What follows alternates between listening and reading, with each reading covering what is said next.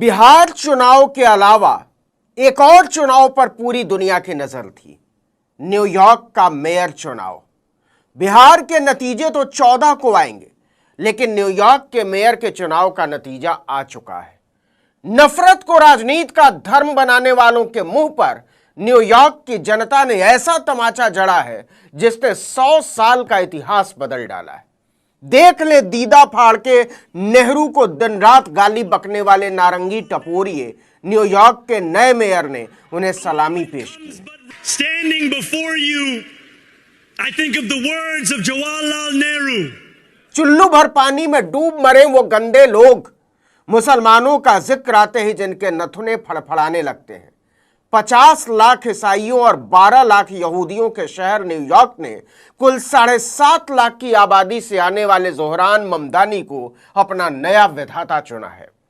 हो सकता है नरेंद्र मोदी अब कभी भी संयुक्त राष्ट्र जाकर भाषण न दे पाए, क्योंकि अगर वो न्यूयॉर्क गए जहां संयुक्त राष्ट्र का मुख्यालय है तो वहां बेशुमार काले झंडे उनका इंतजार कर रहे होंगे। रास्तों पर हजारों लोग उनके खिलाफ तख्तियां उठाए हुए होंगे जिन पर लिखा होगा, मिस्टर प्राइम मिनिस्टर, आप एक अपराधी हैं जिसने गुजरात में नरसंहार किया है।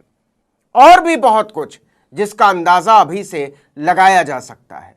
न्यूयॉर्क का मेयर ही शहर के प्रशासन, पुलिस, ट्रांसपोर्ट, हाउसिंग, शिक्षा और स्वास्थ्य के पूरे सिस्टम पर कंट्रोल रखता है। नरेंद्र मोदी को अकेले डोनाल्ड ट्रंप ही पानी पिलाए हुए थे, ऊपर से एक और ताकतवर विरोधी अमेरिका में खड़ा हो गया। दोनों की राजनीति एक दूसरे के सरासर खिलाफ, एक डेमोक्रेट तो दूसरा रिपब्लिकन, लेकिन एक मुद्दे पर दोनों की सोच एक, नरेंद्र मोदी। भारतीय मूल के डेमोक्रेटिक पार्टी के उम्मीदवार जोहरान ममदानी का न्यूयॉर्क का नया मेयर बनना एक तरफ जहां पूरी दुनिया के तरक्की पसंद लोगों के बीच जश्न का मौका बन गया है, तो दक्षिणपंथी, कट्टरपंथी और नफरतपंथी गिरोह मातम में डूबा हुआ है। ममदानी की जीत के बीच फ्रस्ट्रेटेड डोनाल्ड ट्रंप ने व्हाइट हाउस से ट्विटर हैंडल पर एक कवर पोस्ट करवाया है। इसमें लिखा है, ट्रंप आपके राष्ट्रपति हैं।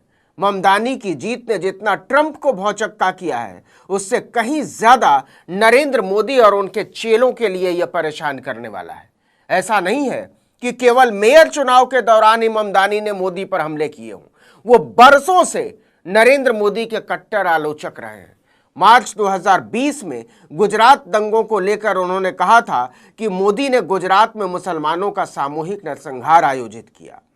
अमेरिका ने उन्हें वीजा देने से मना कर दिया था। अमेरिका में उनका स्वागत लोकतंत्र की तौहीन है। हम क्यों बोल रहे हैं कि अब मोदी का न्यूयॉर्क जाना शायद ही हो पाए। जून 2023 में जब मोदी संयुक्त राष्ट्र सम्मेलन में हिस्सा लेने के लिए न्यूयॉर्क के दौरे पर थे, तब ममदानी ने कहा था, हम 3 दक्षिण एशियाई मूल के न्यूयॉर्क के चुने हुए पहले प्रतिनिधि प्रधानमंत्री नरेंद्र मोदी के हमारे शहर में दौरे से स्तब्ध हैं। सोचिए, तब ममदानी मेयर नहीं थे, केवल सिटी काउंसिल के सदस्य थे, मेंबर थे। ममदानी कम से कम 2029 तक मेयर की कुर्सी पर रहने वाले हैं, और अगर फिर जीत गए तो अगले 4 साल और।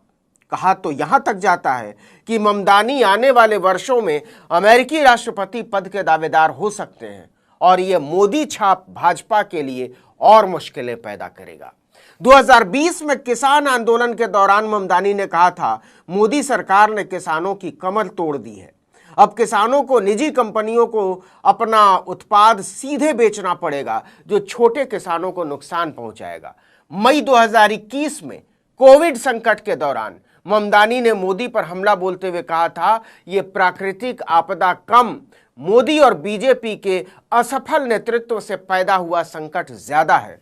भारत में 2 करोड़ से ज्यादा लोग संक्रमण के शिकार हुए और 2.25 लाख मौतें हुई हैं, लेकिन वास्तविक आंकड़े 8 गुना ज्यादा है। इसी दिवाली पर भारतीय समुदाय को संबोधित करते हुए प्रचार के दौरान ममदानी ने कहा था, मैं मोदी की आलोचना करता हूं क्योंकि मैं एक बहुलतावादी भारत की कल्पना के साथ बड़ा हुआ हूं, जहां हर धर्म का व्यक्ति समान हो। मोदी और बीजेपी की दृष्टि ऐसा भारत है जो केवल कुछ खास तरह के भारतीयों को फायदा पहुंचाने वाला है। भारत के संदर्भ में ममदानी की जीत बहुत कुछ कहती है। जरा सुनिए मेयर का प्रचार करते हुए उन्होंने क्या कहा था। His family is Muslim, I'm Muslim, and Narendra Modi helped to orchestrate what was a mass slaughter of Muslims in Gujarat to the extent that we don't even believe there are Gujarati Muslims anymore. And when I tell someone that I am, आपको पता भी होगा कि ज़ोहरान ममदानी की मां मीरा नायर मशहूर film director रही हैं। उन्होंने सलाम बॉम्बे, द नेमसेक और मॉनसून वेडिंग जैसी चर्चित हिंदी फिल्मों का निर्माण किया है। उनके पिता महमूद ममदानी कोलंबिया यूनिवर्सिटी के प्रोफेसर हैं। उनका परिवार युगांडा में रहता था, फिर वो भागकर कनाडा पहुंच गया और उसके बाद अमेरिका।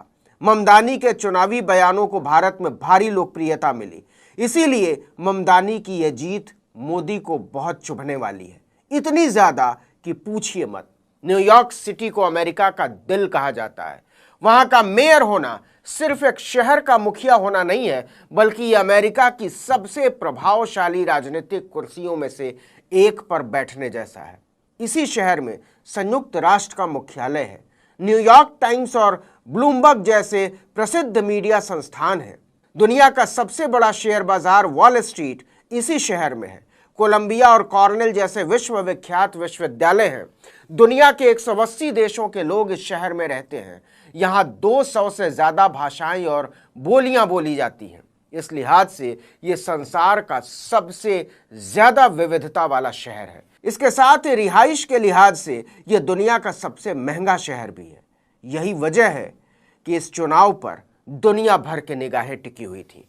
न्यूयॉर्क की सालाना जीडीपी करीब करीब $2.5 ट्रिलियन है, यानी कि अकेले न्यूयॉर्क सिटी की जीडीपी पूरे भारत की जीडीपी की आधे से भी ज्यादा है। ज़ोहरान ममदानी को न्यूयॉर्क के लोग एक लोकतांत्रिक समाजवादी नेता के तौर पर देखते हैं। उनके चुनावी वायदों ने शहर के धन्नासेठों की नींद उड़ा दी थी, क्योंकि ममदानी का चुनावी एजेंडा सीधा आम लोगों की जेब और उनके रोजमर्रा के जीवन से जुड़ा हुआ था। उन्होंने 4 बड़े वायदे किए थे। सबसे बड़ा था घरों के किराए की सीमा तय करना, ताकि किराएदारों पर महंगाई का बोझ न बढ़े। दूसरा, सभी के लिए फ्री बस सर्विस, कामकाजी तबका और छात्रों को राहत मिले।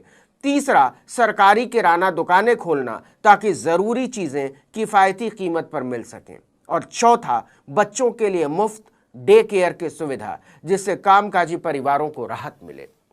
लेकिन इसके बाद ममदानी ने जो कहा था वो ज्यादा महत्वपूर्ण है। उन्होंने कहा था इन योजनाओं के लिए फंडिंग बड़े कॉरपोरेशंस और शहर के अमीर तबके पर नए टैक्स लगाकर की जाएगी।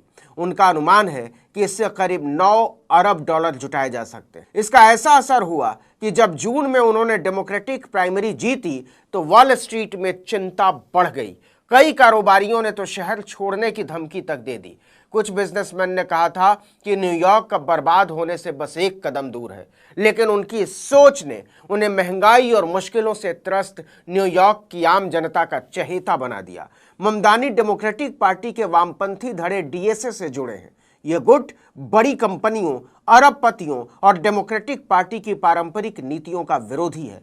इसीलिए ममदानी की जीत को सिस्टम के अंदर रहकर सिस्टम को चुनौती के तौर पर देखा जा रहा है। डोनाल्ड ट्रंप ने तो वोटिंग से ऐन पहले मोदी के मोकामा वाले मंत्री ललन सिंह की तर्ज पर सीधी धमकी ही दे डाली थी कि अगर ममदानी को न्यूयॉर्क के लोगों ने चुना तो अंजाम अच्छा नहीं होगा, वो शहर की फंडिंग रोक देंगे। बावजूद इसके रिपब्लिकन उम्मीदवार तीसरे नंबर पर औंधे मुंह गिरा। 9.5 लाख लोगों ने ममदानी के पक्ष में वोट डाला तो रिपब्लिकन पार्टी के कार्टिस स्लीवा को केवल 1,37,000 वोट मिले, यानी महज 7.3%। ममदानी पिछले 100 सालों में न्यूयॉर्क के सबसे युवा, पहले भारतवंशी और पहले मुस्लिम मेयर होंगे। लेकिन ममदानी के मुस्लिम होने से बड़ी बात यह है कि वो नरेंद्र मोदी के सधे हुए आलोचक हैं और इसका खुलकर इजहार करते हैं। दूसरी तरफ मोदी के डोनाल्ड माई फ्रेंड का अमेरिकी राजनीति में पतन शुरू हो चुका है। न्यूयॉर्क में ममदानी ने ट्रंप के उम्मीदवार कार्टिस स्लीवा को हरा दिया तो वर्जीनिया के गवर्नर चुनाव में डेमोक्रेट उम्मीदवार एबिगेल स्पैनबर्गर ने रिपब्लिकन गवर्नर ग्लेन यंकेन को हरा दिया। वो राज्य की पहली महिला गवर्नर बनी है। अब तक 74 पुरुष इस पद पर रह चुके हैं। न्यू जर्सी के गवर्नर चुनाव में मिकी शेरिल ने ट्रंप समर्थक रिपब्लिकन उम्मीदवार जैक सेटारेली को हरा दिया। तीनों ही नेताओं ने ट्रंप की नीतियों का डटकर मुकाबला करने की बात की है। तीनों का प्रचार पूरी तरह से ट्रंप विरोधी रहा। स्पेनबर्गर ने तो वादा किया है कि वर्जीनिया को ट्रंप प्रशासन की नीतियों से होने वाले नुकसान से बचाया जाएगा। उन्होंने कहा कि मैं वाशिंगटन से आने वाली अव्यवस्था के बीच वर्जीनिया के लिए मजबूती से खड़ी रहूंगी।